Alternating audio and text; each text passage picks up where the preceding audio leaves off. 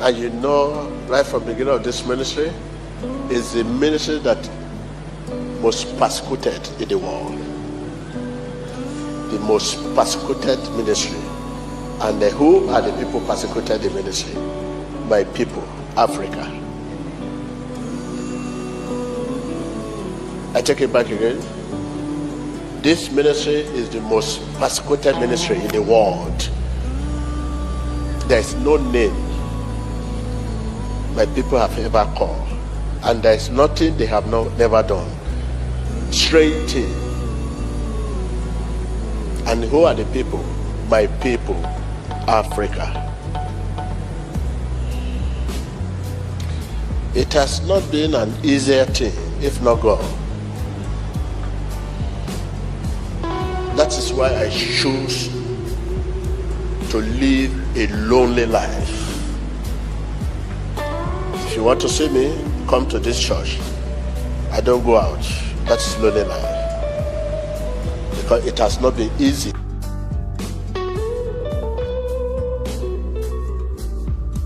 Because I don't know who is friend, who is enemy. I don't know.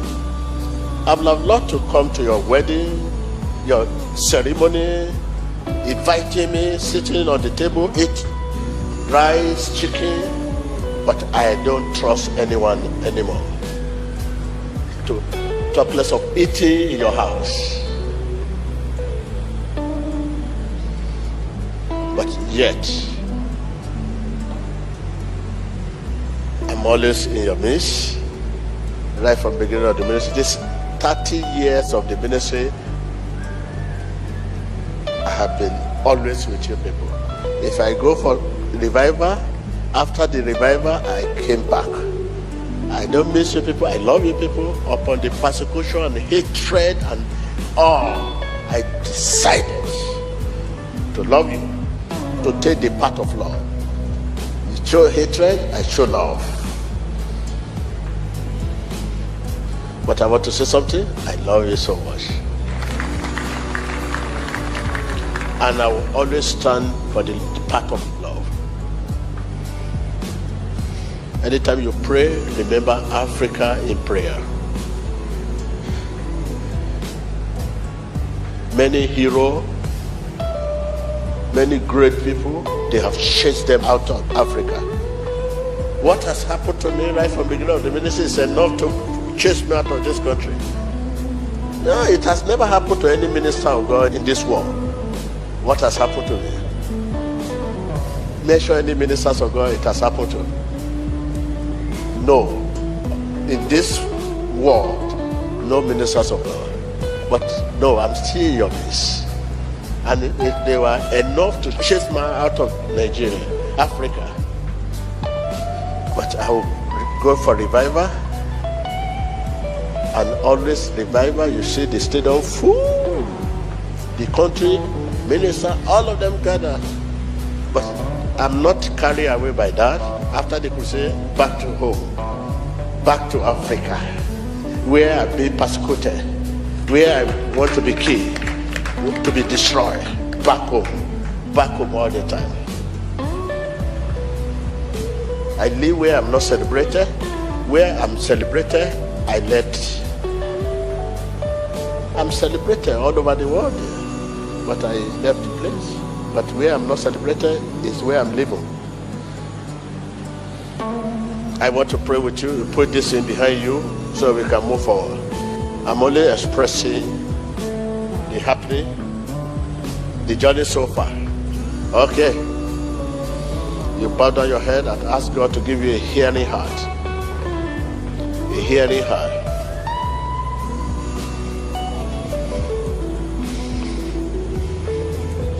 In Jesus Christ's name. Ask God to give you strength so that you will not give up. Don't give up. Where you are not celebrated is the best place to stay, to get strength. When you are in the midst of battle, you are building yourself. It's good. Where you are not celebrated, where you are being persecuted, is the best place for you to live. So it will build you. All this will build you. Gold cannot be gold without pass through furnace.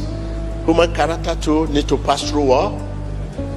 That is why I decided to stay where I'm not celebrated, here in Nigeria, here in Africa. Oh, I stayed there to build the grace of God.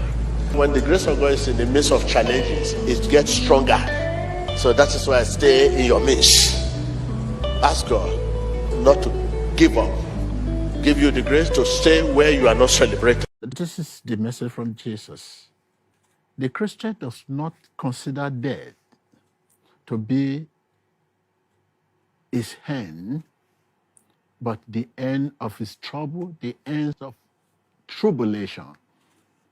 Whether you die young or old, no matter the nature of death, death is sure to come. What matter is the grace to continue living hereafter. Viewers, what matter is the grace to continue living hereafter. We need to be sure that we are ready to depart. Are you ready? Will you be ready when the Lord shall come? Will you be ready when the Lord shall come? I will be ready. I will be ready. I will be ready when the Lord shall come. I will be ready. I will be ready.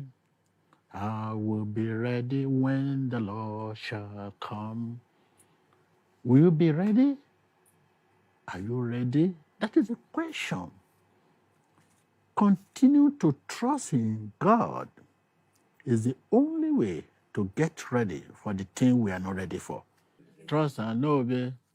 There's no other way to be happy in Jesus. Trust and obey.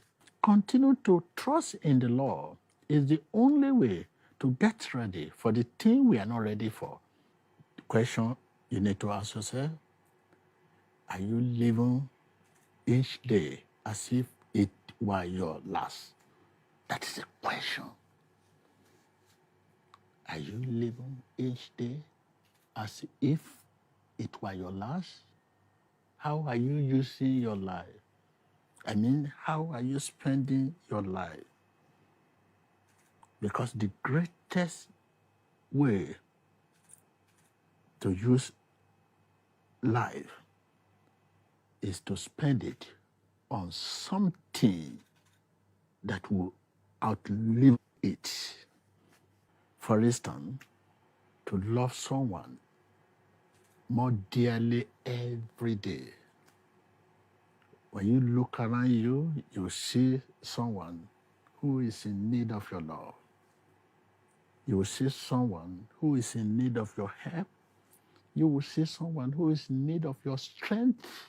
You will see someone who is in need of your time to help a wandering child find his way. I mean, to help widowers, orphans, the less privileged, and the unsaved. To follow truth, like the book of John 14, verse 6. As blind men long for light, to keep our heart fit for his holy sight and answer when he calls. This is our task. Let me leave you with a million words. Live each day as if it were your last. Someday, you will be right, Emmanuel.